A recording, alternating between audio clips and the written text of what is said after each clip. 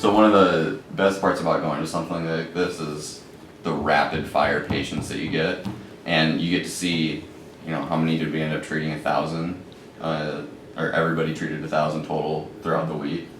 And I remembered hearing in class what it how a patient's going to describe when they get a calf tear, but it doesn't really sit until you get a few cases like that. And 3 times over the week, 1 athlete and 2 staff members came up to me and said that they were walking, or the athlete was jumping, and they felt someone punch them in the back of the leg and looked down to see if their buddy was screwing with them.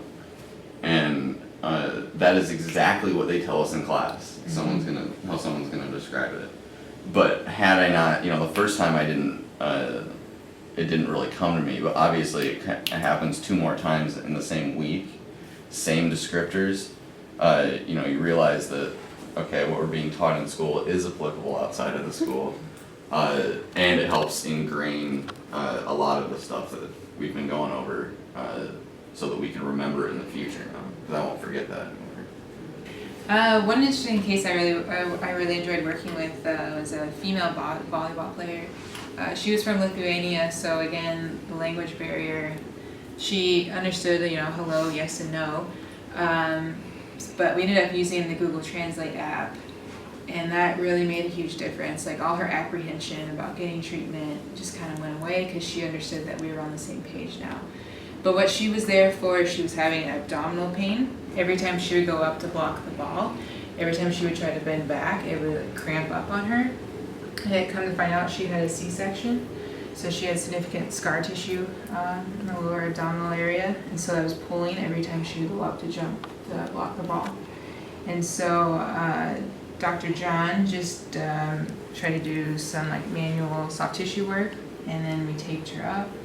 And I saw her afterwards playing and doing what looks like pretty well to me. I don't know volleyball all that great, but she looked like she was doing awesome. So that was very cool to see as well.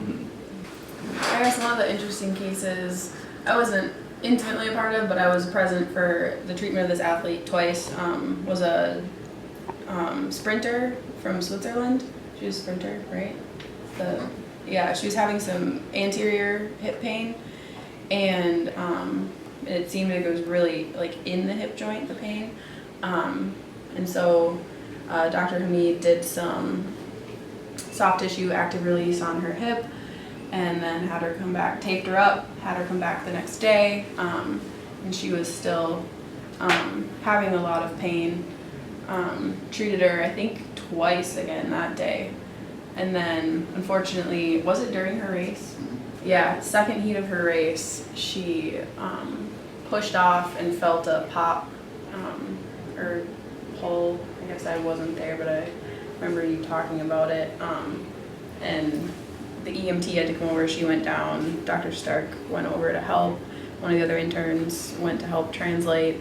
And she was in a lot of pain.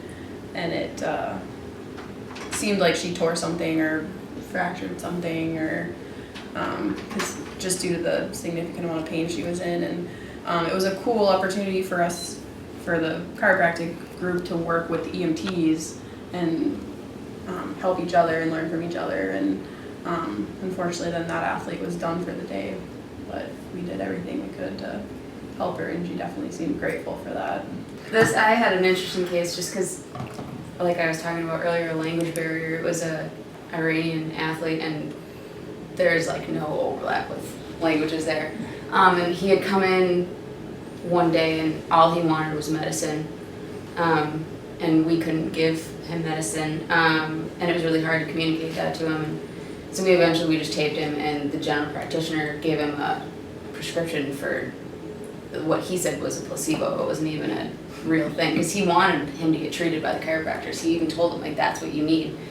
And then, so we thought we would never see him again, but then he ended up showing up at the main medical center the next day, and we're like, we can't give you medicine, I'm sorry, again, like, we can't. And then he's like, no, like, he brought a translator with him, and he was like, no, like, I want treatment, I want to see, like, what you guys do. And so he was just a classic low back, lumbar, probably a little bit of sacroiliac dysfunction, and we treated him through very hard language barrier, and he had immediate results. His range of motion was improved, and his pain was decreased, and we taped him up again. And I would assume he came back the next day as well, because I think he was pretty happy with his treatment.